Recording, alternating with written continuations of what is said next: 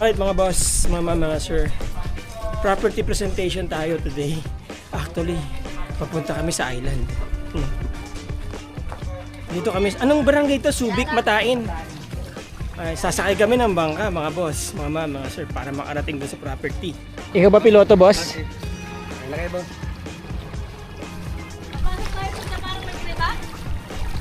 Okay. Tapos pagpasok natin, diretso lang. Pitas yun, pitas. Oo. Diretso lang tayo.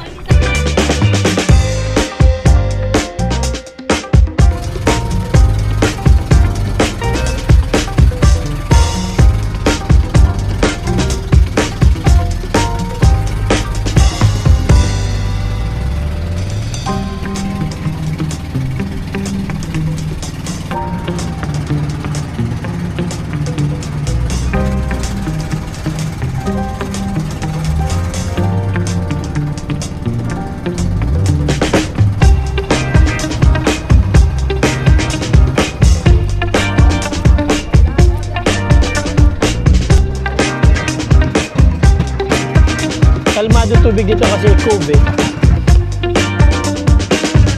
Alright mga boss, andito na tayo sa Silangin, Silangin Cove. Part ito ng Zambales, mainland. Sa ano po ito? I'm not sure kung part ito ng Subic or ng San Antonio, tatanungin ko mamaya. Pero nandito yung property na binibenta. Naka-cove yan, doon kami pumasok.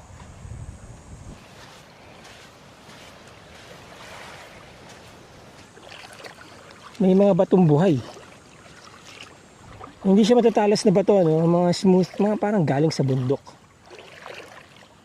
Bago po namin ituro sa inyo yung beachfront, gusto ko munang makita ninyo itong cove. No? Yan, makikita nyo dyan sa mapa. Yan, binulugan ko na yan. Ito po yung island na yan. Alright? Doon, dire-diretso, going to Talisayen, up to Anawangin Cove, mga boss, mga sir. Alright, this is San Antonio, Zambales. Dito, Subic Bay. Alright, so ayan ang cove. Ang maganda po sa cove, all year round, kahit tag-ulan, hindi malakas ang alon. Alright, at malinaw ang tubig. Same thing, yung pong stretch ng shoreline, merong iron ore, about 20-30% yan, black sand po. But nevertheless, pino ang buhangin mga boss, mga sir. Yan, malinaw ang tubig, malinis. Meron na rin po mga resorts dito. May nakita ako doon kanina, parating ako. And then dito, may cafe, may mga high-end resorts din po dyan. Check nyo na lang dyan sa map, mga boss, mga sir. Kailangan nyo magbangka papunta dito, mga boss, no? So kung halimbawa yung magiging buyer nito, interested parties, ay mag-i-invest dito, very ideal ito para sa isang high-end eco-luxury resort, mga boss. Ito usually kasi yung mga hinahanap ng mga, alam niyo na, mga high-end na turista, yung bang peaceful, sila lang andi dito, walang signal, na makakapag-unwind talaga sila ng bonggang-bongga. Alright, pasama tayo kay tatay, yung nakakaalam ng property. Kaya anong pangalan po nila? Joji Clemente. Saan po kayo dito nakatira? Saan po kayo dito nakatira? Dito. So, ito po talaga kabisado nyo itong property, Ito po, mula po dito, pag ganun siya. Papunta doon. Papunta po 100 metro yata, mahigit. Okay, sige po. Mahigit po 100 metro ito. Mahigit 100 metro ang beachfront. Opo. May muhon po ito. Isang hektarya po ito, mahigit. Ando po yung muhon niya. Sige, tignan po natin mamaya, Mula dito, sa tumbang magmula po puno, dito, pag ganun.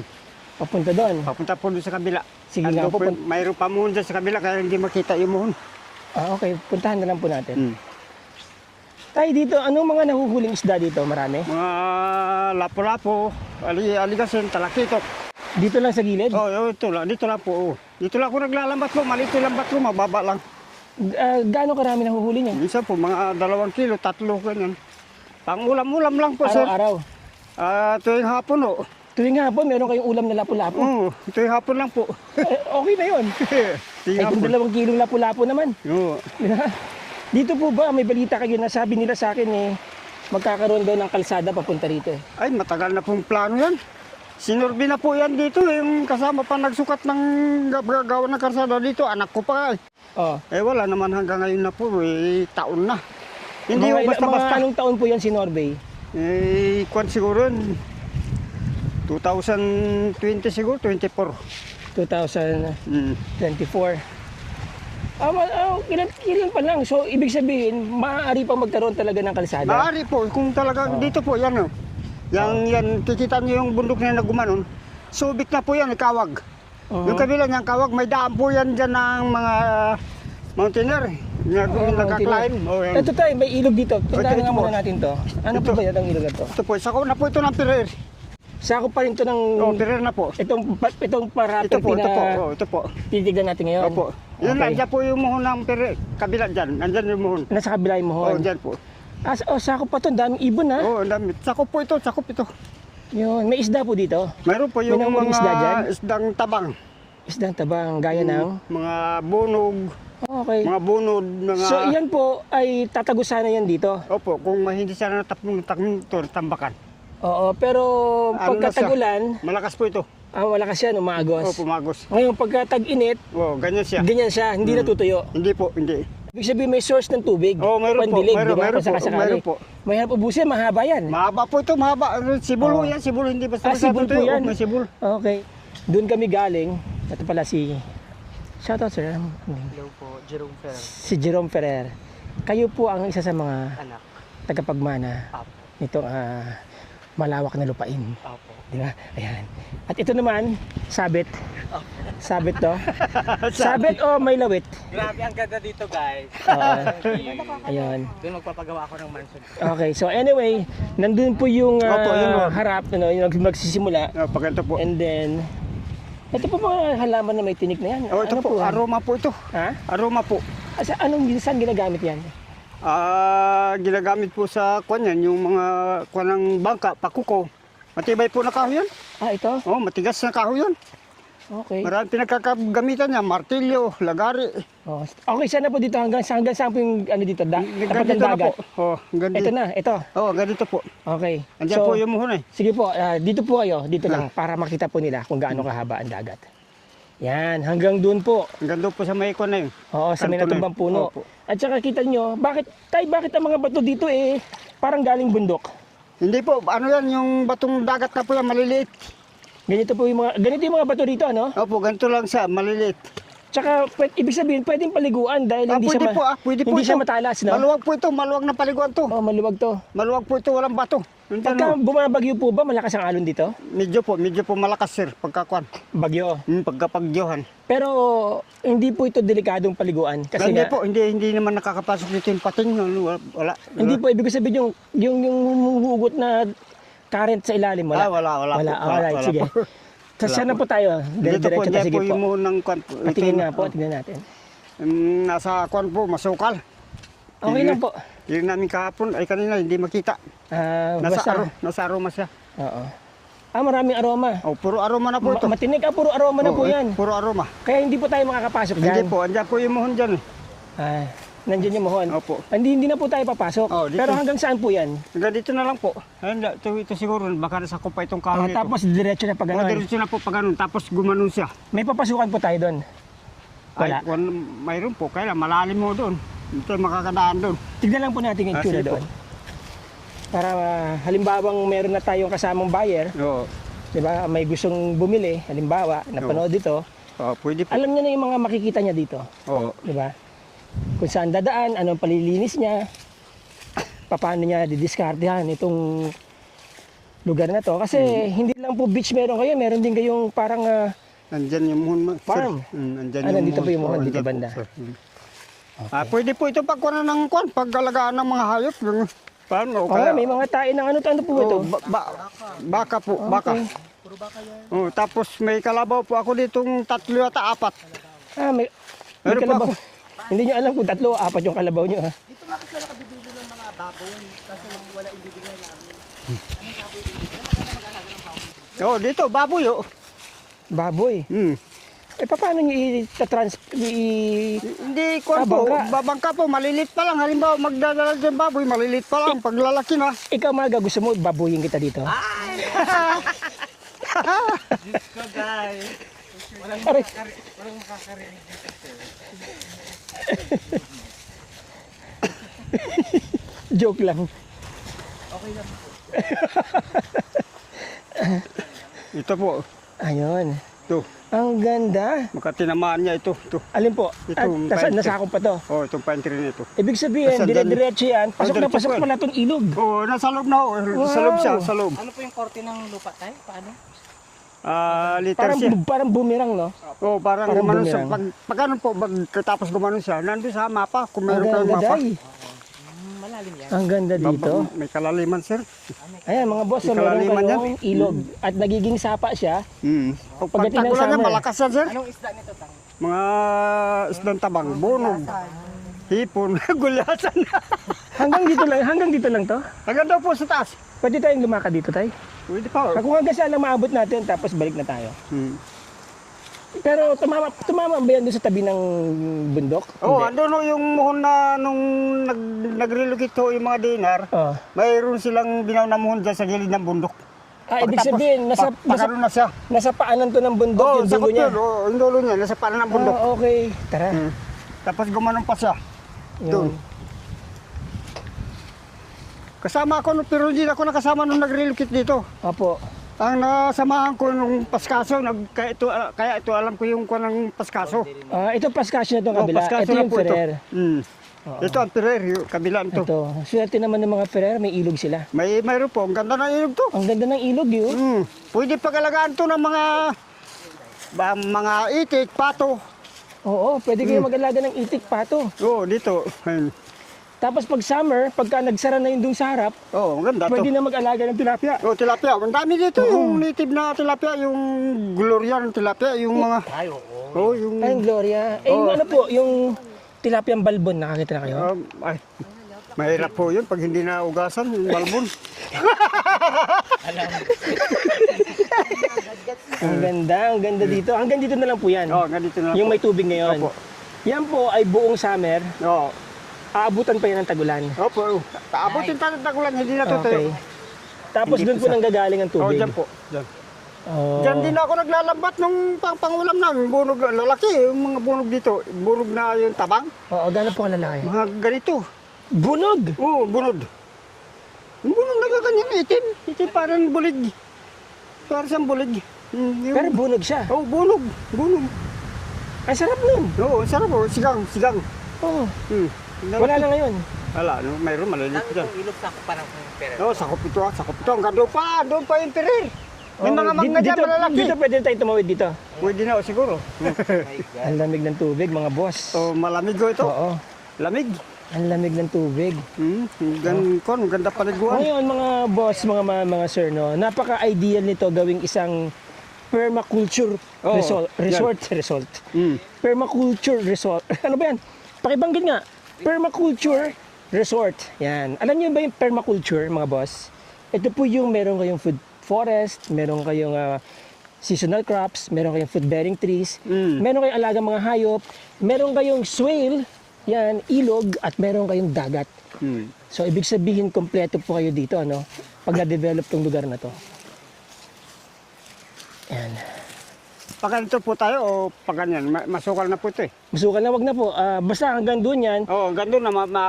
Pwede mong mabidyohan yung lugar na. Diyan naman yung muhuna sa may gilid ng bundok na yan. Nasa gilid ng bundok yung mohon. sakop yan, gilid ng bundok. Merong view ng bundok, mga boss. O, ayan, no? Tapos maglagay ka ng ano, zipline pababa. Alam mo ko, mga ses, hindi ko malaman bakit pag nakakita ako ng bundok na medyo matulis na gano'n, parang akit na akit ako. Ay, tama po. Lalo na pag magkatabi na gano'n, no? Ayun, no? Set yun. Set. Hanggang saan po ito dito, banda? Doon pa po, doon pa. Nandun yung muho pa. Malapad to, pala siya. Malapad po pala siya, no? Malapad po ito, malapad. Oo. Ito yung hangganan, no? Ito. Yan po yung hangganan. Oh, yan yung ito Ferrer na, mohon. pagano po. Yun. Yan na po yung Paskaso naman, yan. Paskasyo na po yan, Oh, yan kabila. Oh. Okay, Tapos mula yung- po dito sa muhon na to, Ito po, pagano yan. mula po sa muhon na to, saan po ang tumbok nito? Pagano siya. Tapos ito pa ganun. Papunta dito. Papunta Yan. bundok. Tapos ito, Pag ano naman siya, patawid ganun. ibig sabihin, ito yung accretion. walang titulo ito. Accretion po ito. Accretion to. Opo. Ito. Yan mga boss, ang haba ng accretion. Ang Yung, haba. yung kaninang muhon na kinakita po natin na tinuro nyo doon. Andun. Ito po yung katapat niya. ano no, katapat nun. Ito yung sa accretion. Ito yung accretion Okay, niya. ang accretion niya mga boss, ano, Maluwag siguro to. mga 100 plus meters po mula dito. Mayroon. Oo, Meron mga 100 plus meters. Tapos, kung susukatin ninyo, pati doon, Mahigit sa daan to. 100 dito mahigit. 100 din. So, halos ano po, 1 hectares. halos isang hektarya din ng accretion niya. Oo.